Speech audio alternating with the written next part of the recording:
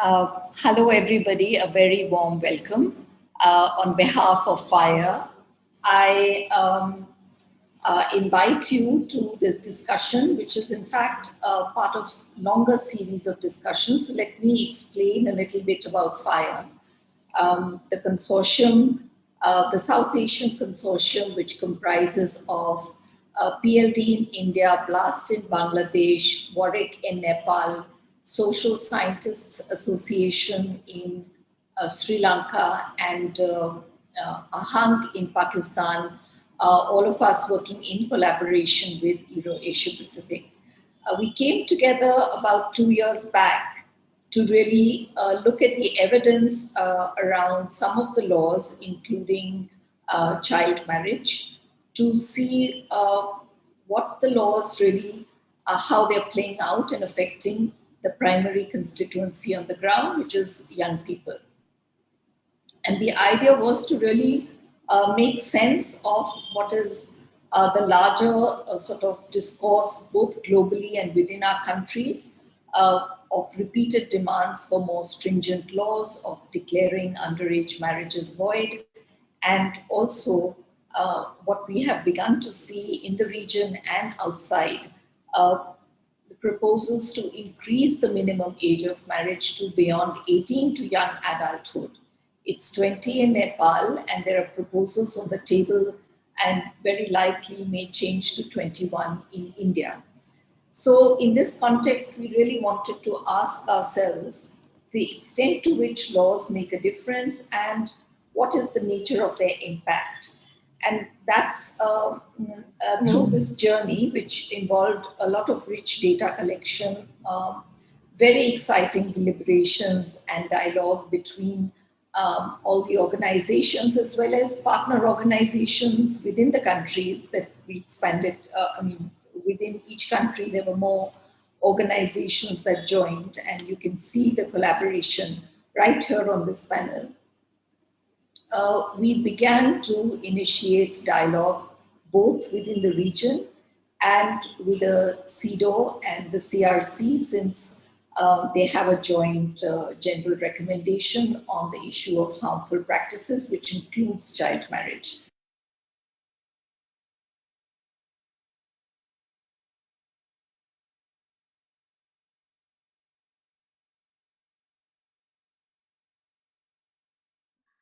Thank you, Madhu. Namaste, everyone. I'm from Binita Pandey from WOREC. And on responding to the laws in Nepal, the strict laws in Nepal regarding child marriage, whether they are preventing it or not, I like to begin with the background. Like in the condition of child marriage in Nepal is well known to the global level, as UN has recognized it as one of the harmful traditional practices still prevalent in Nepal. And accordingly, the Nepal government has developed its national strategy to end child marriage by 2030. And it is in line with our commitment to SDG Goal 5, Target 3. So we can see child marriage in Nepal is a problem. However, government has tried to tackle it with various tools. Among them, law is one, and it is working as macro level intervention so that it can change the behavior of the people at the ground. And on understanding the Nepalese law, first I am just giving the background that it is strict in a sense that it has given absolute criminalization, and it is again strict because there is a strong commitment of the government from starting from its constitution itself, where it has provided rights to the children against child marriage.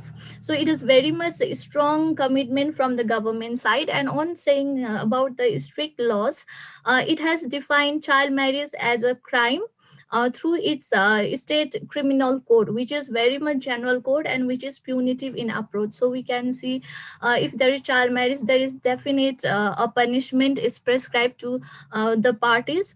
And further, this criminal prosecution lead towards the non-recognition of the marriage of these people, as there is no legal validity of such rights. And in case of civil rights also, it is not available. The marital and family the rights are not available to the married adolescent people.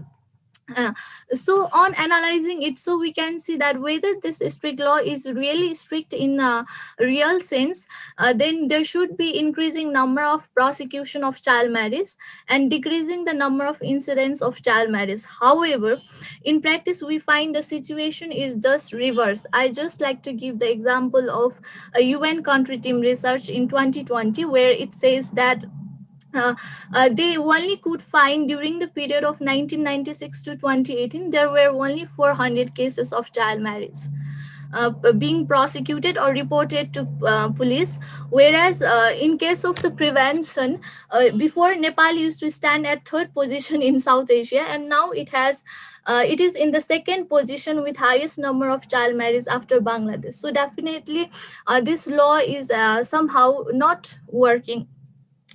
And on analyzing we can see its effect, then we need to see this law not only from the crime control approach but from the social change aspect. And on that we need to understand that this absolute criminalization of law interplay within the society in terms of inequality and power imbalance. And in Nepalese society, we can say there is caste-based discrimination, class hierarchy, gender equality, and the condition of the adolescent, which is regarded, which is seen mostly from the protective approach.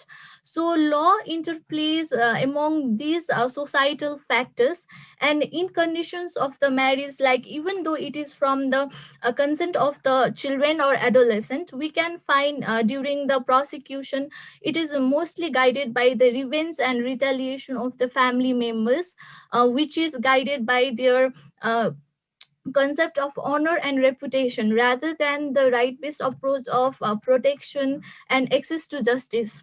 So we can see it has yielded many unintended impacts upon these group of people, like it has unnecessarily dragged the adolescent to the criminal justice system just because they married of their choice, they married to the people of their choice, when they both of them are of, when either one of them is of below of 20 years of age. And in this case of prosecution we can see especially the boys are convicted. And ongoing deeper of the demographic data, we can find these boys are of a lower caste, and they belong to the poor family. Meanwhile, on the other hand, the girls are also subjected to the violence. If they are subjected to violence and abuse in their in their uh, in-laws, then they cannot claim their legal rights, as law has not provided legal protection to such marriage. And in case where both married couple are living together also, they cannot access to the health services and other protection provided by the government to the married couples. So we can see it has increased the vulnerability among those already vulnerable people like girls, boys, and the adolescent. And this situation is also even noticed by this law, and its impact is also noticed in the report of a special rapporteur on violence against women, its causes and consequences, after her visit to Nepal in 2018. In the report of 2019 we can see she has said the existing gaps and inconsistency between the laws in child marriage are actually hindering the process of achieving SDG goal of Nepal. And she has further showed her concern that police rarely act to prevent child marriage or bring charges.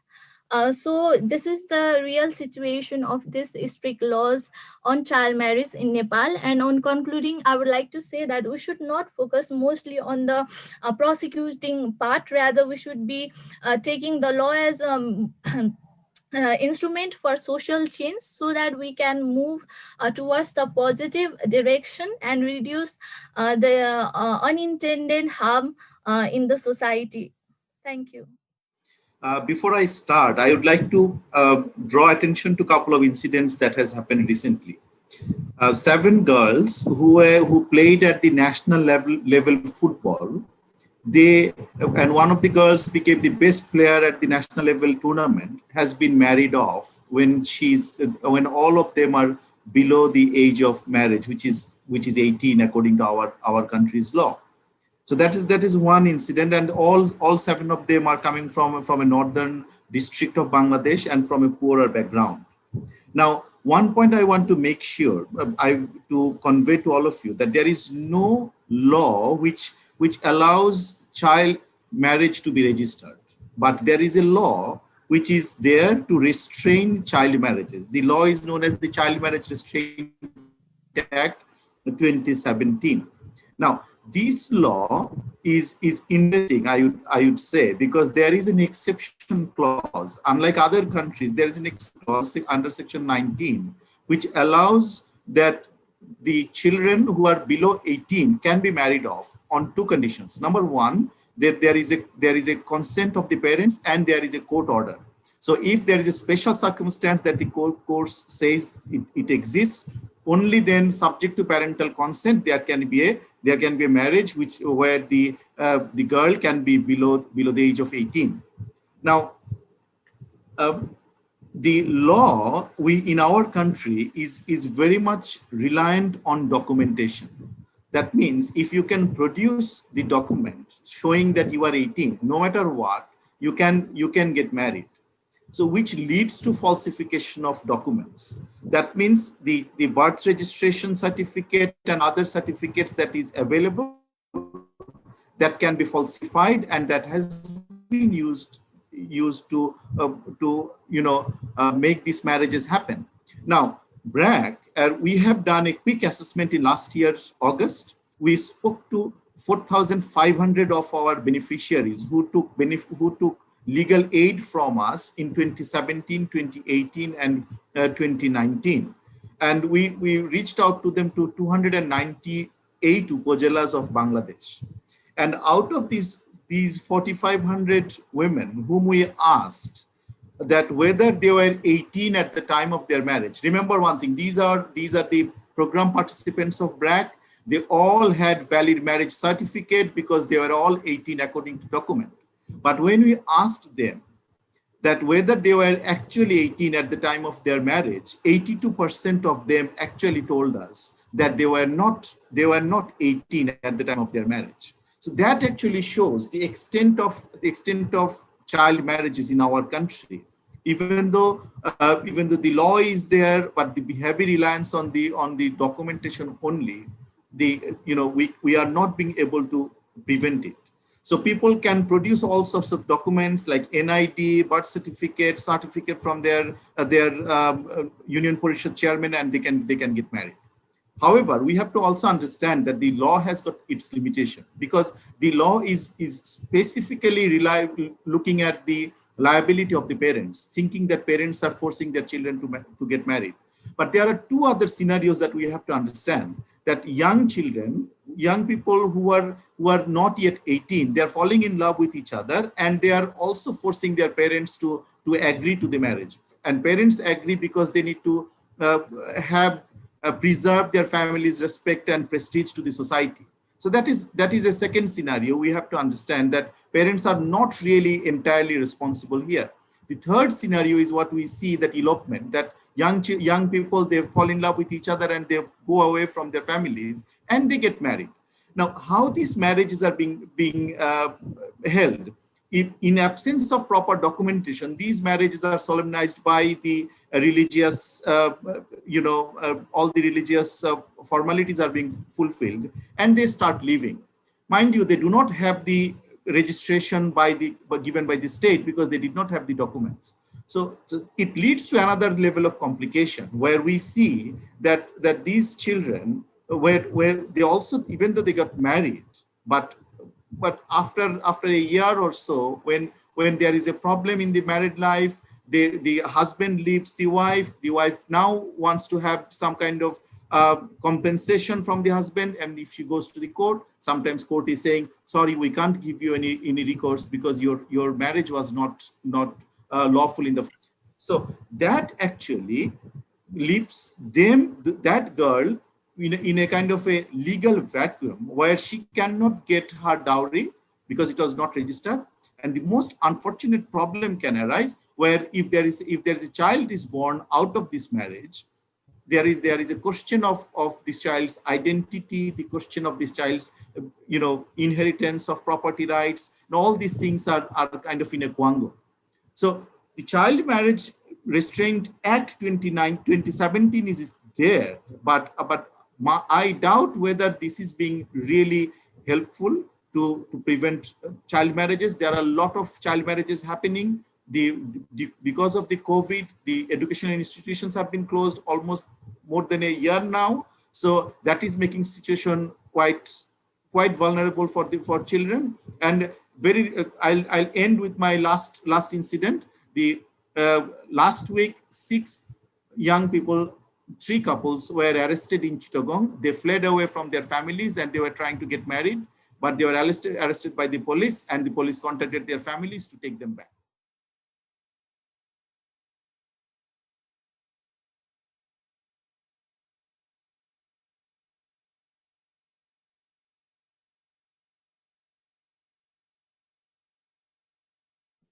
In India, the law on child marriage, as well as provisions on statutory rape or sex with a minor, are predominantly used by parents to clamp down on early marriages being entered into willingly by their daughters. Studies have demonstrated that the Prohibition of Child Marriage Act is used twice as much against elopements or self-arranged marriages than it is used in relation to arranged marriages. In fact, it is rarely invoked to prosecute marriages being arranged by families. Contrary to the Committee on the Rights of the Child's recommendations to state parties to the UNCRC that adolescents should not be criminalized for consensual and non-exploitative sexual activity, India's approach has been one of blanket criminalization and stringent punishment. At least 20% cases being disposed of by courts under the Protection of Children from Sexual Offences Act involve girls in consensual relationships with their husbands or partners. While the men are arrested, the girls suffer detention in childcare institutions if they refuse to return to their parents and are compelled to stay there till they attain 18 years of age. Such institutionalization is justified in their best interest to protect them from an early pregnancy, marriage, or further abuse. This is ironic, as initial findings of a study underway on the treatment of 43 minor girls involved in romantic relationships reveals that the majority of the girls fled home to escape a forced marriage being arranged by their families after they found out about their relationships. Many girls were also in intercaste and interfaith relationships and had eloped with their partners out of fear for their lives or to escape the violence that was being perpetrated by their families. The experience of the girls in these childcare institutions has been one of humiliation and alienation from their partners and the outside world. Their education is disrupted, and the system inflicted trauma aggravates their mental health and well being. There are barely any vocational training or educational opportunities available in these facilities, and under the guise of protecting the girls from an early marriage or pregnancy, their liberty and dignity is routinely undermined and overall development is stunted. We are also witnessing the counterproductive effect of the laws on the barrier free access of adolescent girls to health services and social security programs, something that is essential for them considering that majority of them are socio-economically vulnerable. The POCSO Act requires mandatory reporting of sexual offenses against children and adolescent married girls seeking treatment, abortion, or any other social security scheme for pregnant women, all of whom incur the risk of a criminal case being lodged against their partner or husbands when they approach healthcare providers.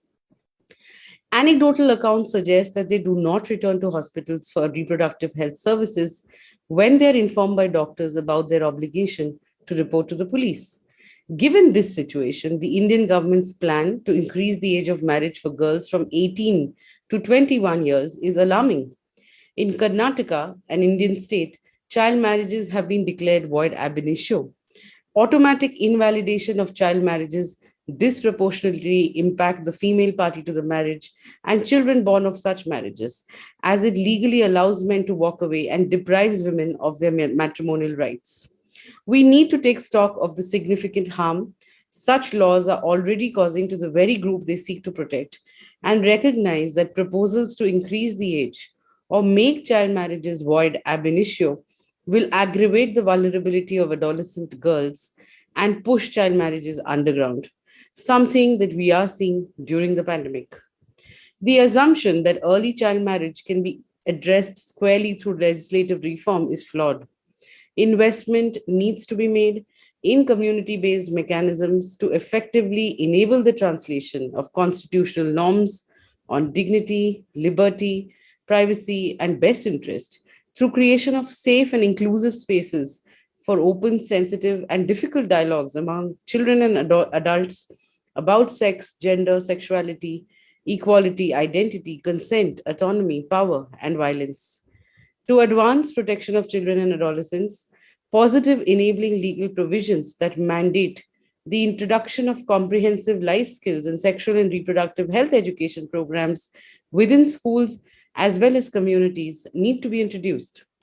Socioeconomic policies and programs should be designed to ensure girls are not pushed out of schools, meaningful employment opportunities are created for adolescent girls, and families don't fall out of the safety net due to the economic shocks caused by COVID 19. Thank you. So in Pakistan, we have a series of laws that respond to child marriage, much as the same way in Bangladesh, thanks to the history that we do have. Can you go on to the next slide, please? Yes. So we have different child marriage laws at the federal capital and at the provincial level. And then we have, therefore, we have different standards and minimum standards of all things. So for example, in the federal level and in 3 of the provinces, the age of marriage is 16, while in Sindh, the age of marriage is 18 for both boys and girls. Yet the courts continue to use age of puberty as a determinant for adulthood and child marriage. The status of child marriage remains valid. So whether it is punishable, but still remains valid, requiring a divorce or dissolution, which is only allowed if the marriage has not been consummated. The people who are punishable under these laws, which is uniform across but different punishments, is the adult male husband, the parents or the legal or illegal guardians, and the person solemnizing the marriage. Additional laws, such as in the Pakistan Penal Code, declare all other sexual intercourse punishable, which is either fornication or punishable as adultery. And if any kind of sexual intercourse with a girl below the age of 16 is termed to be rape. Has the law been successful? It has not. Pakistan remains the 6th highest country in the world with child rights, with 18% of girls being married before the age of 18 and at least 4% being married before the age of 15, as per UNICEF reports. So the numbers remain quite high. Next slide. And this is also, keep in mind, the reported numbers. And as mentioned earlier, many slip below the radar as well. Now, whether laws are failing to consider the nuances of child marriage are the different kinds of child marriages and the different kind of situations that surround child marriages. For example, voluntary child marriages when the contracting parties are close to age. The social norms around child marriages and the reluctance to even report child marriages in a patriarchal system which is in favor of it. The economic reasons that support or discourage child marriages, and whether the marriage will be void or voidable itself. There are many cases in Pakistan which has a large number of refugees where marriage is done to secure identification or citizenship, and it even fails to consider the notions of pedophilia and or rape in many of the cases that come forward. So the sole focus on age has proved to be largely inefficient and insufficient. The inconsistency between the federal and the provincial level and what is done in court is still very different across different laws. So rape law, which is a federal law, says age of consent is 16. The marriage law says 16 in the provinces, and Sindh it's 18. In other laws, it's 18 to define as juvenile. So there's a lot of inconsistency of what is the age of the child. In cases of forced marriage, it is 16 as well. In rape, it's so there's a confusion between the federal, provincial level and what's happening in court, which results on focusing on age as the only reason and the only way to identify whether an offense has been committed as something which is faulty and confusing, and leaving a lot of gaps and space for those who support child marriages to be able to use it and misuse it and make sure that legal cover is given to these cases. Issues relating gender and power and control over women's sexuality and body are ignored by policymakers and lawmakers. We cannot hope to actually address the underlying issues of child marriage purely just by law. And this is exacerbated by the situation where the courts focus on the age of marriage as age of puberty once the cases are before them.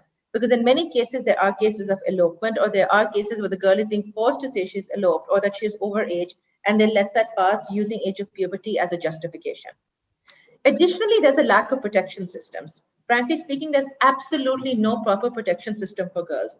They look at the way the Dara Lamad, the shelter homes where women victims of violence are placed, and that is where the girls are sent until they reach the age of 18.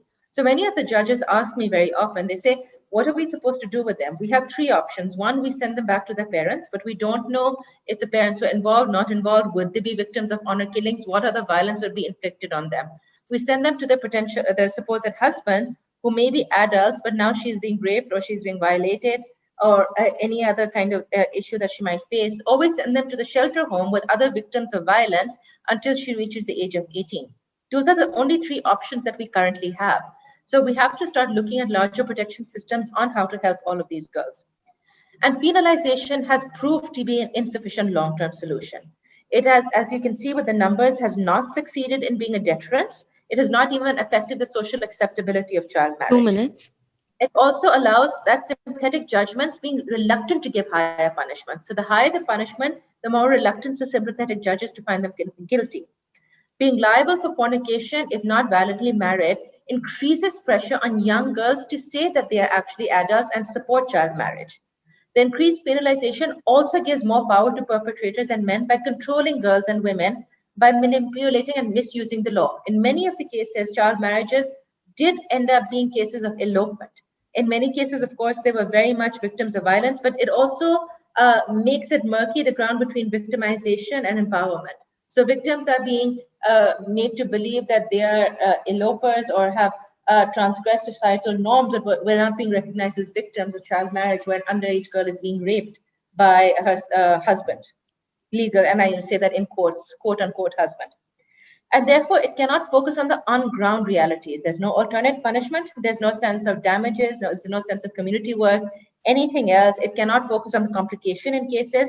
And there's a lack of focus on the impact of child as a whole, whether forcing her to go through court and the entire court system, or whether forcing her to come into an open court and talk about who she wants to be with and all the complications. It is not as easy as black and white, and it's not being able to respond adequately to the realities that a child faces and the impact it has on her. So the recommendations, of course, there are many. We're starting off with revising all laws to ensure consistent age. Age of puberty must be clearly revoked. The marriage itself must be made voidable, allowing for a choice and decision-making of the child itself. The rules and the laws must be amended to differentiate between the different kinds of marriages contracted, whether it's a slightly older child, 16-year-old marrying an 18-year-old, or between young age. The interlinking laws must be amended to make sure they're consistent, and laws against pedophilia and child sexual abuse must be strengthened. And all the other factors of birth registration must be made low cost and made compulsory. There must be increased community awareness, increased contraceptions, and there must be efforts of prevention, which includes life-skills, sexual education, and lastly, an effective child protection and welfare system to provide long-term support to these children. I think what's absolutely striking is that child marriage, the whole issue cannot be discussed in isolation. What's happening is that across the region, in each of the countries, there's a significant trend in elopements. And remember these are all countries where female sexuality comes with a lot of taboos and restrictions, and any transgression can invite honor crimes and honor retaliation. So it is a context where both the issue of child marriage is deeply embedded in issues of age of sexual consent, which in countries like India, adolescents have no legal capacity to consent, or in countries like Pakistan, where there's no possibility of consent outside of marriage. And consent inside of marriage is understood to be compulsory. So it is actually embedded in issues that are much more complex. That of honor crimes, sexuality, of sexual health, of accessing sexual health services safely, of issues of poverty, minority status, and the whole issue of conversions that Pakistan has alluded to. So it's hardly a context where we can afford to talk about child marriage laws in isolation. And what is noticeable is the staggering levels of criminalization of elopements through the stringent child marriage as well as the sexual offences laws. And this should actually worry us a bit to go beyond the lip service to unintended harm and consequences to actually make the front and center of our interventions there to address those harms and consequences.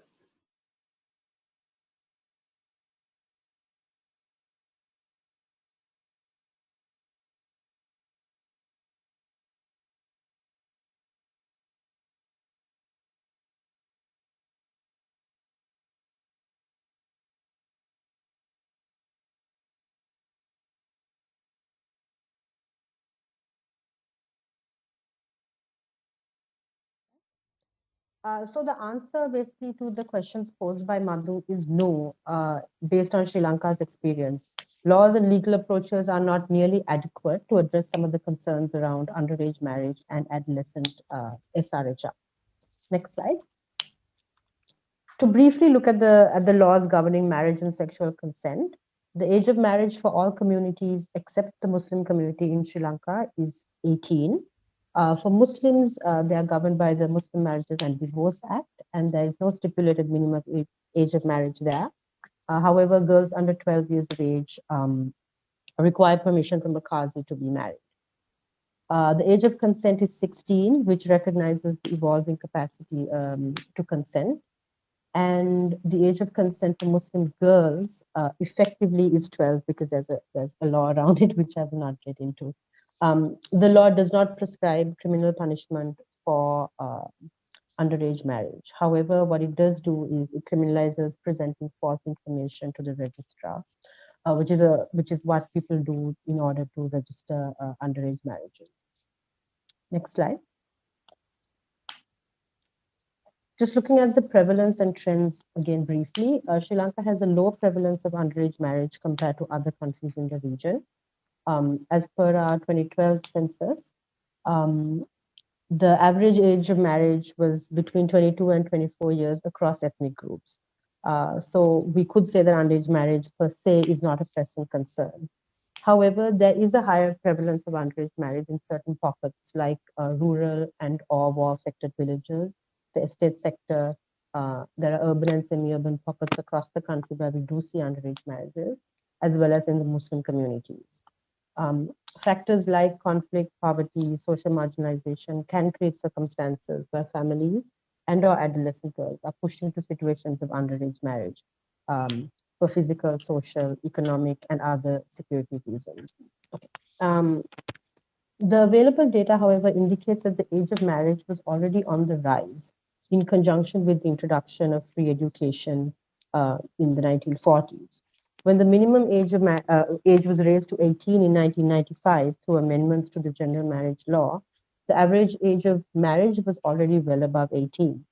So I think, therefore, what we could say is that not merely a law on underage marriage, but access to socioeconomic variables like education, healthcare, employment opportunities are all important aspects in preventing early domesticity because they do provide options for young women besides just marriage. Next slide, please. However, I think the caveat to this is the MMDA. Because there is no minimum age of marriage under this law, and this does create a context of increased vulnerability for Muslim girls. There are documented cases of marriages at 12 and 13 years across districts, but on average, the majority of underage Muslim marriages are between ages 16 and 17, so still kind of well below the minimum age set for all the other citizens. And this creates, an increasing, like a very vulnerable context for young women because they have no say over if when and who to marry, and their health, education, employment, and other factors of well-being are impacted. There have been calls for reform from activists to make the minimum age 18 without exception, in keeping with the general law that impacts all communities. In this case, it is imperative that the state brings in a minimum age of marriage, while also recognizing that a minimum age is only one step towards creating an enabling context for the full enjoyment of rights for Muslim women and girls. So looking at rates and incidence of child marriage is not adequate to understand how the state and society is responding to adolescent sexuality. Cohabitation is a trend we are seeing in Sri Lanka, where adolescent girls and boys who are in a relationship live together until they both reach the age of marriage. This is either by choice. I mean, in our field work, we did find many cases where they wanted to live together, but there are also cases where they are compelled to or forced to by their parents, and in some cases also local government officials, particularly if they are known to have engaged in a sexual relationship or if the girl is pregnant. These kind of de facto marriages are seen as a way to 2 maintain minutes. the honor and dignity of the individuals and their families. In these situations, we often see the girls dropping out of school, or if they're pregnant, they're asked to leave school, which has detrimental impact on their education, employment, and overall well-being. Cohabitation appears to be the socially accepted. It appears to be socially accepted, of course, though not preferred, but there is kind of a, in our fieldwork again, there was this acceptance that, yeah, they will live together until they get married. And this is often the method through which families and local government officials choose to deal with the problem of adolescent sexuality, particularly the gap between the age of consent, which is 16, and the age of marriage, which is 18. And many officials refer to this as a problem. Like, what do we do about this? This is the only way we can address this. So, I mean, the issues surrounding this idea of underage marriage are rooted in societal understandings of sexuality, consent, and sexual agency. Where largely there is stigma around sexual expression outside the framework of marriage. And, you know, it creates a context where youth are not able to make free and informed decisions about relationships. They may be in a relationship at 16, they are forced into cohabitation, and then they may be compelled to marry at 18. So it creates a context where they are forced into also long-term relationships when they might not want one. So there is kind of an urgent need for state intervention to ensure, on the one hand, compulsory comprehensive sexuality education, but it's also imperative that there is a positive discourse around adolescent sexuality, particularly for young women, which centers their agency and decision-making regarding their bodies and sexuality. It's not just laws and policies, but social perspectives need to be shaped to respond in a way that protects and empowers adolescent girls while they're able to enjoy their full right to sexuality. Thank you. So I think similarly to Tehani, the short answer is no. It hasn't really sort of addressed or changed the context in which adolescents and adolescent girls are entering cohabitation, and also hasn't impacted childbearing. In the context of Latin America, the issue of early unions has persisted for years. And I think there's a word here around methodology in terms of not perhaps in Latin America, the terminology not being as common. So not existing as a child early enforced marriage, but as early union described as informal unions and cohabitation practices. Despite the fact that in Latin America, 1 in 4 girls marry or enter unions before reaching the age of 18, child early enforced marriage is still generally not formally recognized as a big issue in the region, in particular because so many of these unions are understood to be consensual. So we are looking at a situation where while prevalence is actually high, given the documentation and research done not primarily by government, but NGOs and other institutions, these unions are not legally registered as marriage. So therefore, there is also an impact on public policies and programs in addressing this issue. So generally, in terms of the legality, it's illegal to get married before the age of 18 in most of Latin American countries, with some exceptions varying from country to country. where you can get married before the age of 18 with parental consent or court permission. An exception, or an interesting exception, is Honduras, where the age of contracting marriage is actually 21. And in 2017, it passed a decree that eliminated all exceptions for marriage below the age of 18. But I would say that this has little to do with protecting girls or creating an enabling environment where adolescents can thrive. In particular, if we look at how Honduras has undermined and violated women and girls' sexual and reproductive health and rights, including by criminalizing and imposing a total ban on abortion, the total prohibition of emergency contraceptive, even in cases of rape, the absence of sexuality education, and little to no contraceptives, and a high rate of birth by girls 10 to 14 years old. So we can also see here the contradiction between setting a really high age for marriage and have this trend of like no exception, but yet all other social issues and that comes with bodily autonomy and sexual and reproductive health and rights is completely banned or criminalized. Other countries in the regions have also recently passed laws of no exceptions for below the age of 18, including Costa Rica, which passed a law in 2017 called improper relations in English. It's called improper relation that prohibits marriage of persons under the age of 18. Ecuador also passed a law in 2015, Guatemala, Panama, and Brazil changed the civil code in 2019 to ban marriage under the age of 16, which until then was allowed to escape rape charge or if the girl was pregnant. So I think a note here just to say that none of these changes in the recently is a coincidence. All of these also align with the SDG's targets to eliminate child early and forced marriage by 2030. LAC is also, Latin America and the Caribbean is also the only region that has not seen a decline in child marriage over the last 25 to 30 years. In Brazil and Mexico, for example, with a large population of being young people, adolescent girls are the most impacted. This is also, and making the link here with sexual reproductive health and rights, is also witnessed by the high number of pregnancy and childbirth to adolescent girls. In Brazil, for example, 1 in 7 births are to adolescent girls, and the majority of these pregnancy being unplanned, and reportedly one of the main causes to end early marriage. So in this context, the focus on a legal age of marriage is the parameter of to respond or prevent early cohabitation and childbearing. There's little to change the reality of adolescent girls.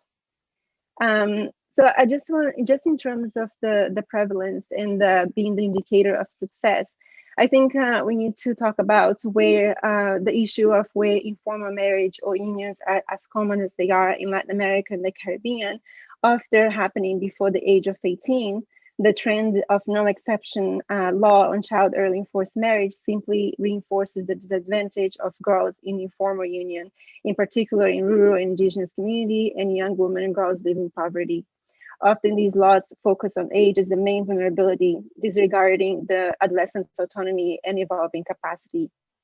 And my last point here is that it also further marginalizes adolescents and young people that enter consensual unions, marriages. I think the hardest reality for a lot of those of us working around these issues and trying to come up with ways of addressing it is that a lot of adolescent girls who are 16, 15, 17 are entering these unions consensually. There's a desire to get married, to have sex, or to justify having had sex, as well as need to leave an abusive home. It often opens doors when it comes to access to sexual and reproductive health services, or because it's an available life project where getting married is a way to gain status and building a life of their own. These are all aspects of the context of child early and forced marriage that do not factor in the strict legal framework where it focuses on age of marriage alone. I'll stop here and I hope we can get to more of other questions and other issues during the Q&A. Thank you.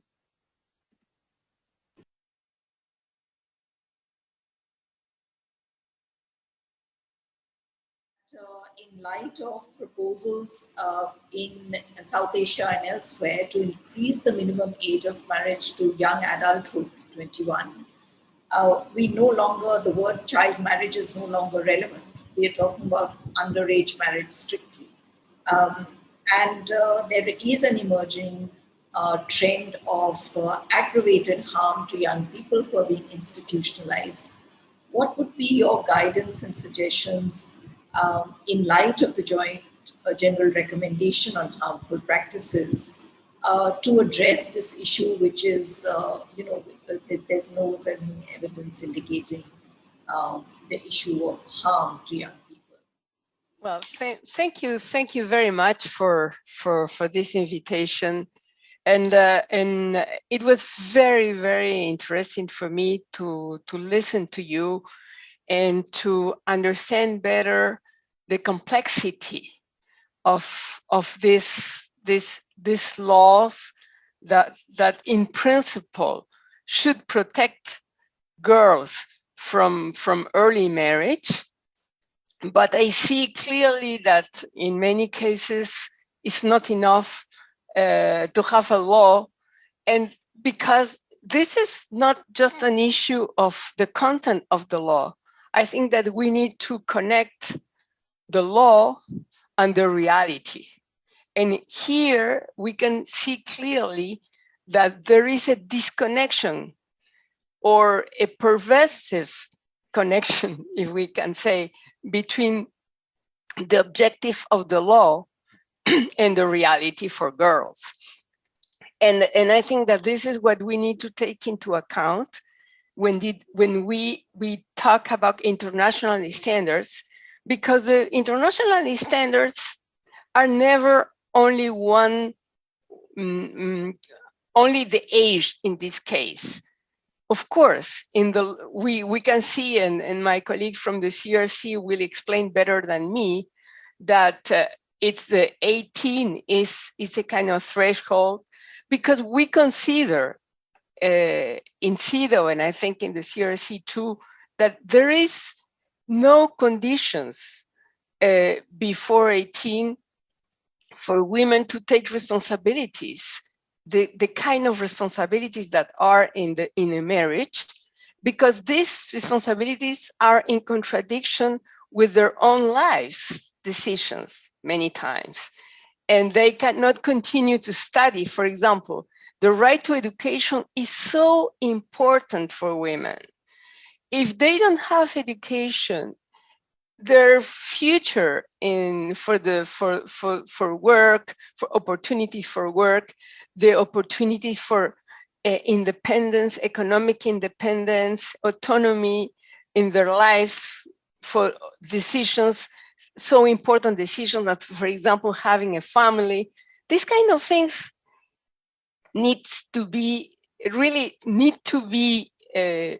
decisions need to be taken by them, but with the help of an enable environment, which is in our analysis and for the international standards, it's exactly the right to education. The protection around girls is so important for their own decisions. And of course, in education, we need to have sexual and reproductive health information, because it's girls, they don't know what is happening with their bodies. They don't know what is happening with the sexual relationships. If they don't have freedom in their life from the very beginning, they have to learn little by little. The evolution is going into freedom. It's not going into more the limited life like in marriage. They need to grow and to make an evolution in being girls and being adolescents, and decide little by little. And the family and the community and the educational environment need to help them to make these decisions. And I think that what I'm listening to now is that instead of giving girls this environment for decisions, they are really taken as property of the family, property of the state. No, and this is not acceptable. This is my first, I think, comment, and I can understand, and I'm really glad that many studies are going into details on how the law is applied and how the law is not protecting girls, even boys, but the law is protecting a patriarchal power in the family and in the state. Because the joint or general recommendation of the CEDAW and the general comments of the CRC, we have been taking the child marriage issues very seriously. But I was very struck by hearing all the presentations, because we always ask the state parties to of course, enact law, because for us, all the appropriate measures, we often think that law comes first, and then implementation, effective implementation, and policy and education. But we ask the state parties to enact the law and monitor and assess whether the law is effective or not. So now we are hearing that the committee requests the state parties to establish the minimum age of marriage at the 18 and implement that law. But now you are saying that this kind of approach, simply focusing on the age, is not helpful and actually marginalize the girls, in most of the cases, girls, and make young people more vulnerable. So you are now telling us that you, as a civil societies, studied the outcome or the consequences of the laws, focusing on the age, and it's not helpful. So it's a very strong warning for us to approach the child marriage issue in a much comprehensive way, and to understand from the children's perspective what should be the alternative, more effective approach. So I really appreciate, and I just want to share with you that in the committee, as I said, that we actually always request the state parties to take legislative measures, such as establishing the minimum age at 18, or if it's lower, then raise the minimum age, or if there are the exceptions, we always ask the state parties to abolish such exceptions. But when we find that even after the state parties take such legislative measures, still the prevalence of the child marriage, we very often request the state parties to take all the appropriate measures, including the awareness raising, strengthen the awareness raising. However, I understand hearing all the presentations made by the previous presenters today that asking the strengthening the awareness rating itself is not enough. You are telling us the child marriage is more complex, and the different types of the child marriage have to go deeper into the realities and understand the root causes and what kind of child marriage are actually happening. So I really want to what I have heard today bring into our practice of the dialogue with the state parties. And in response to the question from Madhu, so what should we do? Because now, as you said, that it's no more the issue of child marriage, but rather underage marriage issue. And also the young girls are sort of institutionalized. And so I think, again, we need to address these issues from the broader concept. And we, the Committee on the Rights of the Child, always think that it's a very sensitive issue, I would say, how to balance the protection and recognition of the evolving capacities of the young people. So the age of 18 is cutoff age for our convention, but all the individuals go through the childhood stage and going to the adolescence and go to the adults. So this is the 18 is a kind of age, but we need to understand this life stage in a much more comprehensive way and think about the child and the young people and their experiences and their agencies and their voices to be heard. And so this reality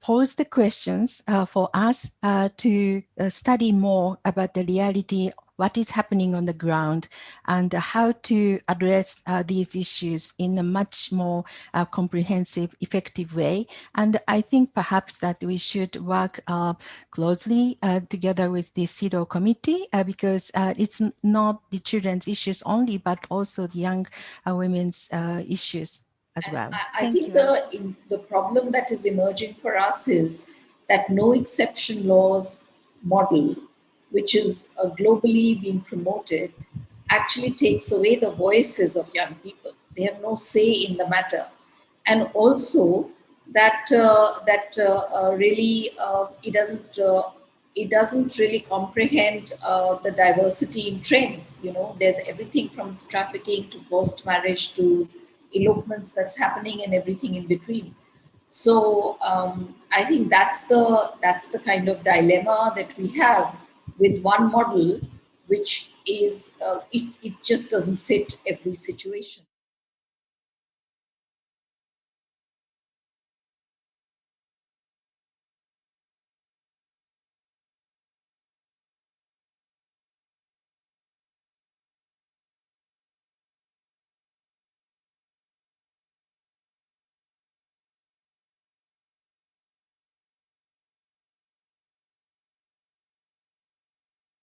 First of all, you know, I really would like to talk a little bit about the voices of young women, because legal representation also is connected to that. And I really, I was looking for what would be a kind of transition between what we have now and the future. Because of course, we cannot come back to a situation where there is no limit for age in marriage. We cannot go, you know, to that stage. We should continue to promote that marriage should be for adults, not for girls. And this is why we set 18 years old. But the question here that we need a kind of transition, and what I was thinking, I was making a parallel with the juvenile justice and thinking, I worked a lot on juvenile justice when I was working with UNICEF. And it was clear that judges in the juvenile justice was really providing a lot of help to young men and women that were in conflict with the law. I think that we need here judges that could help girls that are in this trapped in this situation of marriages that are in fact a kind of restriction for them instead of being something that it's a decision in their lives. And my feeling is that this idea of legal representation of women, of girls only in parents is not enough, or parents or the person who is taking care of them.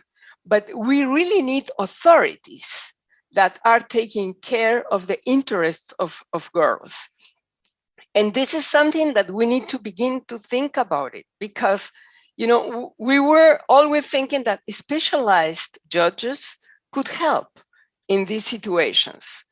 and we need to find a place in the state where to go for girls to complain, where to go to be protected, but not to be institutionalized, as you said, but to be protected, really legally protected. And this is something that I really think that we need to think about it. And we need to, what we need to promote is that girls should have the right to education, to health, should be really protected. And education in a broader sense, including sexual education, including access in health to contraceptives, including access to abortion services. We cannot only take one part of this problem. I think that we always need to see the whole picture, and between CEDAW and CRC, I think that the international standards are there, but we need to find ways to be more clear and more proactive, asking state parties about this and discussing this with civil society organizations too. And regarding trafficking, of course, this must be a relationship, but I don't have enough information, but we need to look at that. We know that one of the forms of trafficking is forced marriage. Then there is a connection between forced marriage and trafficking. Thank you very much. Given that you looked so much at the law, have you come across any cases of trafficking being prosecuted for young people? Because certainly in PLD's research on child marriage, we didn't see a single case of trafficking being prosecuted. It was mostly elopements. So from you, yeah, just to understand, there are different trends, but in prosecution, we are tending to see one kind being prosecuted more.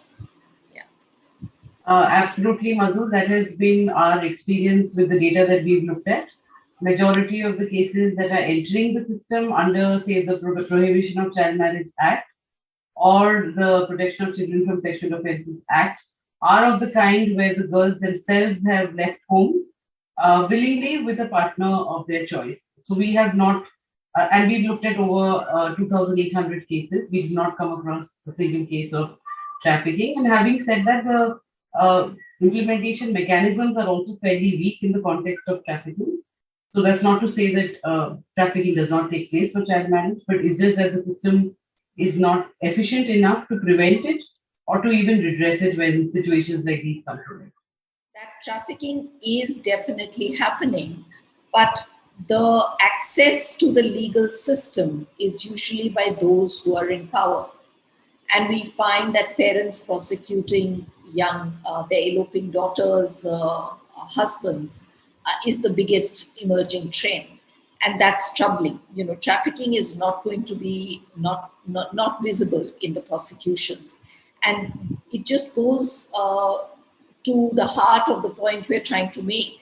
Can one approach, which is a zero tolerance approach or a no exception approach, be relevant for all forms of marriage? Some of them are going to be under the radar. The ones who get caught, we've already heard.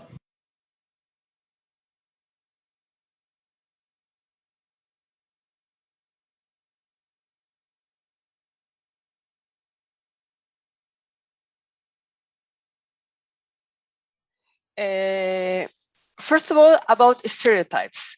As you know, we are now beginning to prepare a general recommendation on the rights of indigenous women, and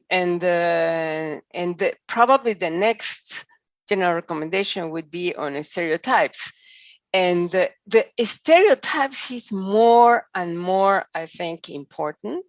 And we are really, of course, when we ask state parties, we put together in general stereotypes and all forms of violence against women. And of course, we are talking here about the part that is violence against girls. And then stereotypes is really a key element to understand and to tackle this issue.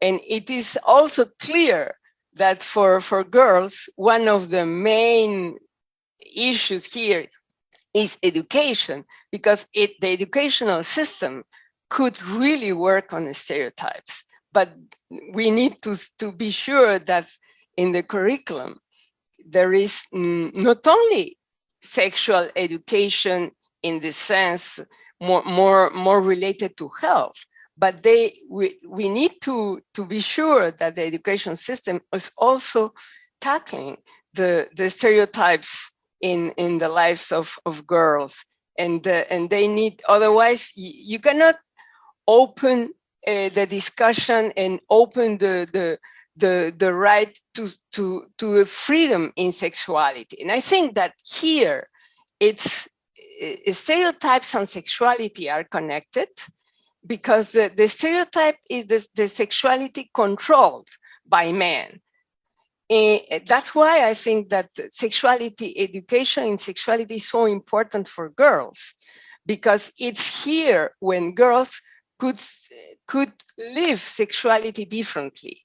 And when I am saying girls, I think that we also need to be clear that in the international standards, it's not only adolescents that are have sexuality. I think we need to really respect the right to sexuality for children, and the adult world and the family should protect children from the very early age to have a sexuality in a very healthy way, understanding and be respected in their body and the way that girls and boys discover their own bodies.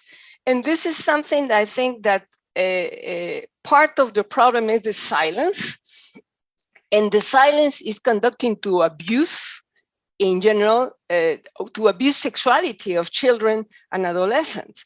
That's why we are really focused on this educational part, formal education, and of course education in the family as in the communities, because otherwise there is no solution for this end in marriage.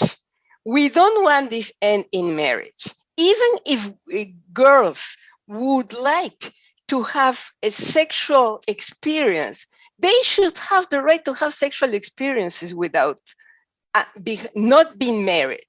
This is the point, that marriage is not, for women, should not be the only way to live sexuality. I know that this is really controversial, but the freedom of women begins when they are girls. And of course, with COVID, many of the forms of violence against women and girls has been exacerbated, and we need to discuss very deeply with governments and with the state parties about the protections that are needed much more after and post-COVID, but in the middle of this pandemic, because we don't know that how long this will stay there. Then we need to begin to express the need for more protection for girls and for women during these times. I really would like to hear from Mikiko. She is much more knowledgeable than me on this point. Thank you very much.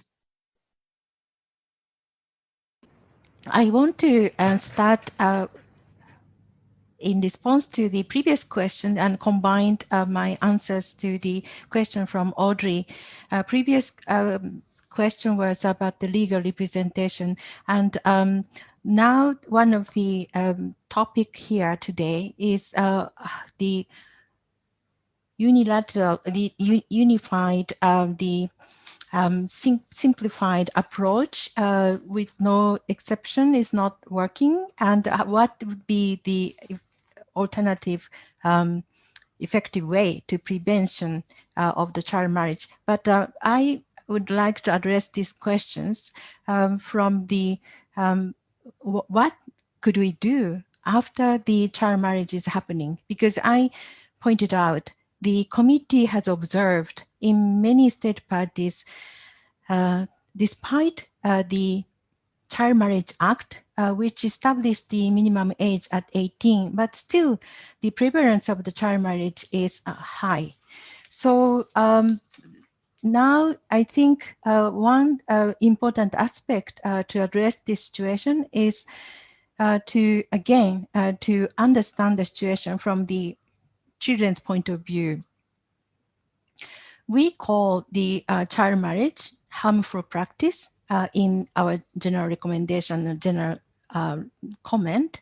But when the children are considered to be the victims, instead of giving them the opportunity to participate and express their views in the process of remedy situations, or providing them the access to justice and supported by the legal representation or the their own lawyers, we again address this situation in a paternalistic way. As Madhu mentioned earlier, institutionalize children or sort of lock up the children in a shelter or send back to the parents. So I think the one of the entry point or opportunity for our Committee on the Rights of the Child to address these issues in a much broader way, taking into the consideration of the child's perspective, is the access to justice. Because the committee has been discussing about access to justice issue recently, but what would be the remedies? What would be the justice for those children? So, and also if the criminalization or punitive approach actually punish the children, how those children should be protected by such unintended consequences of such law. So I think this would be one of the entry point for our committees discussing these issues, and also the civil society to inform us what is happening on the ground and how we can think about this issue from a different perspective. In terms of the COVID-19, I think this is another entry point because as the Audrey already pointed out, we have been aware that child marriage is increasing under the COVID-19. Recently, the treaty bodies are planning to organize the sub-regional or regional webinar on certain issues, the impact of COVID-19 on human rights issues. And this is the inter-committee activities and a new initiative by treaty bodies as a system, not by just one committee. So again, this would be a good entry point for us, Committee on the Rights of the Child, together with the CEDAW or other committees, to think about this child marriage issue, not just focusing on the age, but thinking about the root causes and a more individualized understanding. And as Madhu said, that you are saying that totally, very vocally, that one model doesn't fit for all. So how in region or in sub-region we can learn from the actual situations from each country and think about together as a regional approach, or sometimes like today, we learned from the situation in Latin America. So within the region or sub-region, but also across the region, we can learn each other, and we can more deeply discuss this issue in relation to the COVID-19. So as far as we have more information, I want to share, but the first issue to be taken for this sub-regional or regional webinar in relation to the COVID-19 is mental health. But this is just one issue which has been already decided to be taken up, but we can propose other issue which would be suitable to discuss between the committees, but also together with the CSO and with the state parties in the region. Thank you.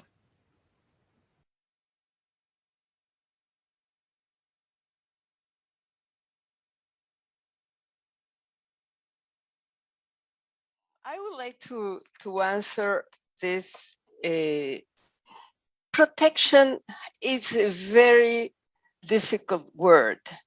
You can hear protection as control, and you can hear protection as really an environment that is really thinking of the rights of girls. And I think that the pervasive thing here is that protection is in many times, worse than the situation that girls were living in. And this is the case of institutionalization in general. I don't know any good experience on institutionalization of girls. In general, it was more connected to control of their lives. And I think we need to be much more creative. Maybe the notion of the kind of shelters that are in the hands of the community, instead of shelters that are or centers for protection that are, I would say, even like with police, because the idea of control is so incredible and so strong that for children and for girls specifically would be really like a prison instead of being a place for protection. And that's why I think that the notion of what is in the Article 12, the notion of the voices of children, is so important for institutions. And the issue is we need to understand what they are thinking on the matters that are affecting them. And this should be part of the institutional work for the state parties. They should have institutions that ask, that listen to what girls are saying, and take this into account and really respect their views. And this is something that I think we are talking about girls 16 or even less, 14 years old, for example. You can listen to what a girl of 14 years old is saying. She's clear. Even before that, the authorities can assess the age, and this is even young boys and girls can be listened even when they are very young, 4, 5, 6 years old. There are ways to talk to them, to understand their suffering. The issue here is that we cannot accept the suffering of girls in this situation. And that's why the state is responsible for that. It's not only parents, it's not only the community, it's not only the educational system, but it's the state. The state is responsible for that suffering. And for human rights, the suffering of people is very important. And yes, my colleague was talking about mental health in this situation in the COVID-19. This is also the need for assessing the mental health of children. It's very important, but that's why it's an state party responsibility to provide services, adequate services to assess, to accompany, to be in this transition, even if they maybe the list should be changed, the law should be changed. We don't know. As listening to you, it's clear that there are vacuums in the law that should be really discussed and decided. But in the meantime, the transitions between these situations, we have to ask for services for children and for girls in this case that should be available to talk, to be listened, but to be protected, real protection, not control in their lives. Yes, all what I wanted to say was eloquently addressed, but I just want to add one more point. I want to highlight the importance of empowering because very often we tend to talk about the protection of the children, protective approach, but the children have evolving capacities, and to recognize their agencies and recognize their evolving capacities, we have to address those issues from balancing the protection and also empowerment of the children. And one of the concerns we often see is too much focus on protection, often in the name of the best interest of the child, as if the best interest of the child is only the protection of the children from the harm or from the violence. Of course, the protection of the children from the harms is the rights of the child recognized under the Convention on the Rights of the Child. However, the Convention on the Rights of the Child provides all kinds of the rights of the child, not only the rights of the child to be protected from the harm, but also the access to, of course, education, access to health services, access to information, and all those are important to empower the children and provide all the rights recognized under the conventions. So, and also I wanted to share one more point related to these discussions. The Committee on the Rights of the Child adopted a new general comment 25 in February this year, and it will be launched this week. This is on the children's rights in relation to the digital environment. So different issue, different topic from topic for us today, but I wanted to share some of the discussion in the drafting process of this General Comment 25. The children appealed to us.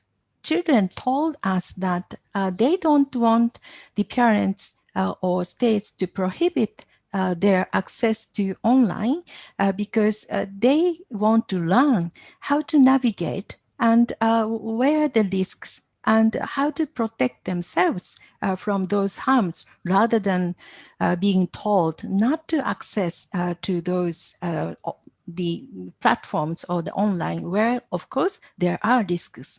So I think this is one very strong message we heard from the children, and I think it's also relevant to the discussion today.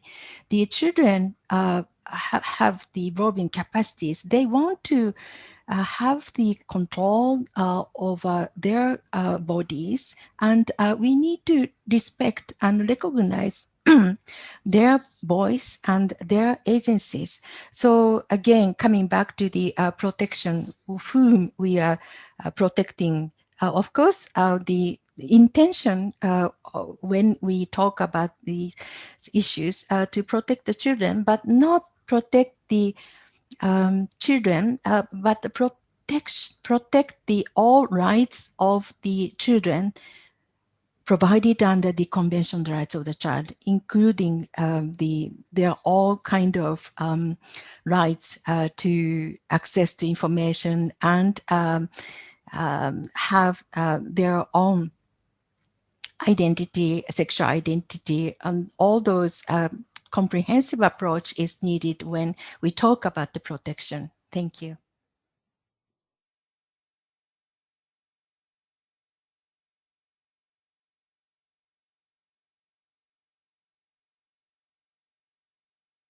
In the Nepalese perspective also, the strict law, we should not use it as one size fit it for all approach. And since we have recognized it as harmful traditional practice, keeping it inside the criminal code has made it its consequence much worse. So we need a comprehensive law, and besides we need more preventive measures to focus on, like in the education of the girl child, adolescent sexual and reproductive health, and overall the programs to reduce and eliminate the poverty in the country. And to work, and we should all work against the equality, work against the inequality in the society, and against the root causes of child marriage. I would just go on to the point of agency of children. I think that is what Ms. Otani also mentioned. I think that needs to be given emphasis on, and also create awareness in schools to create an enabling environment so that they can decide, and also to talk about SRHR rights. And lastly, for a country like Bangladesh, I would say, and many other countries in the South Asia, I think poverty is a reason for child marriages, and there should be social protection mechanisms in place, especially at times of COVID, where a lot of unemployment and economic hardships has been created. Over to you. Thanks, Madhu. I think what everyone has said, it deeply resonates with the fact that an absolute position in law is only detrimental to children. And if we look at the law specifically in India, I think they undermine the four core general principles of the UN Convention on the Rights of the Child. There is a clear disproportionate impact on adolescents. One cannot say that it is always in their best interest to be institutionalized. One cannot say that this is serving their development interests as well by invalidating child marriages or criminalizing them. And of course, the right to be heard. Where is their voice in all of this? There is barely any legal representation on the ground. Finally, the one thing I would like to say is we have to look at our international standards as well as domestic laws as enabling health-oriented services for children. They should be able to access information as well as services without any barriers, but the law as it stands today is not enabling that in any way. I'd like to support and agree with everything everyone has said so far. But I think that what's also very important is also what Shahariar was saying, is that we need to ensure the voices of the children are included. In Pakistan particularly, we have a lot of quantitative data about how many child marriages are concluded. We have anecdotal evidence of jurisdictions and cases and analysis of that. What we don't have is actual stories and voices of the children who are in such child marriages, in whatever situation, whether it was voluntary, whether it was consensual, whether it was forced, whether they didn't even know they had a choice. So I think that kind of information is very missing, because I think that kind of thing adds a powerful element to a lot of the advocacy that we do. And links up with the point that Ms. Vargas was making earlier on as well, is that when we're talking about protection and creating a system that is a safety net for all of these children, because many of them do enter into child marriages as an escape from an already abusive or restrictive household. What are the different avenues of escape that we should be providing for them as opposed to child marriage? And I think that has to come from the voices of the children themselves. Yeah, thank you so much. I really appreciate all the inputs, and I agree with everything that has been said. I think what I want to say here in terms of a final thought is that thinking about adolescent girls and young women who do enter these unions and marriages consensually, I think what is important, Maliha also spoke about this, is requiring us to think about both how we do our advocacy, but also how we demand the resources goes towards expanding the list of options for adolescents and their families in the communities that go beyond marriage and early unions. I think the idea around focusing on child early enforced marriage laws need also to be thinking about how we support communities and their livelihoods, so that the list of options and choices that girls can make about their lives can be expanded. And finally, I think it's really important, and Ms. Vargas said, Acosta said this as well, it's that, there needs to be a space where girls and adolescent girls in particular can experience their sexuality outside of this framework of marriage. Thank you so much.